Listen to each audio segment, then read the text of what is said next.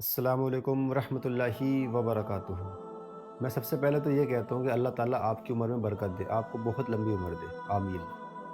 अगर आप ये चाह रहे हैं कि भई आप जब बुढ़ापे की उम्र तक पहुँच जाएँ, तो उस वक़्त तो आदमी कमज़ोर हो जाता है, ज़ईफ़ बहुत ज़्यादा हो जाता है, तो वो इबादत भी ठीक तरीके से नहीं कर पाता। लेकिन अगर आप ये चाहते हैं कि भई मैं बुज़ुर्गी में भी वही सवाब हासिल करूँ, जो मैं जवानी के टाइम पे इबादत करता था, मुझे वही सवाब मिलता रहे बुज़ुर्गी में भी, तो आपको उसके लिए काम करना पड़ेगा। आपको अगर आप जवान हैं, तो आपको अभी से इबादत शुरू करनी पड़ेगी। आपको अभी से इबादत शुरू करनी पड़ेगी। जब आप अभी से इबादत करेंगे, अभी से नमाज़ पढ़ेंगे, नवाफ़िल पढ़ेंगे, सुन्नत पढ़ेंगे, ज़िक्र और अज़कार करेंगे, तो जब आप लंबी उम्र पार करके आप ज़ईफ़ हो जाएँगे, बुज़ुर्गी में चले जाएँगे, तो उस वक़्त में जो आप अमल करेंगे, तो उस वक़्त भी आपको वही अज़र और सवाब मिलेगा, जो आपको तंदुरुस्ती में, जवानी में इबादत करने पर मिलता था। अल्लाहु अकबर।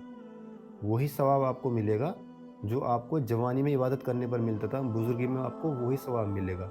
लेकिन उसकी शर्त ये है कि अगर आप जवान हैं, तो अभी से इबादत करें और कंटिन्यूअसली आप इबादत करते रहें, उस वक़्त तक पहुँच जाएँ, उस बुज़ुर्गी तक पहुँच जाएँ कि आप उठने-बैठने से अगर मोहताज होते हैं और आप बैठ के भी नमाज़ पढ़ते हैं, इशारे से नमाज़ पढ़ते हैं, बैठ के इबादत करते हैं, किसी भी तरीके से इबादत करते हैं, तो अल्लाह ताला वही अज़र आपको देगा।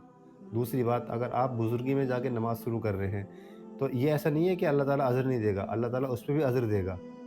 लेकिन अगर आप शुरू से ही नमाज़ पढ़ते हुए आते हैं, तो अल्लाह ताला उस पे बहुत ज़्यादा अज़र देता है, वही सवाब देता है जो आप तंदुरुस्ती में, जवानी की उम्र में इबादत करते थे।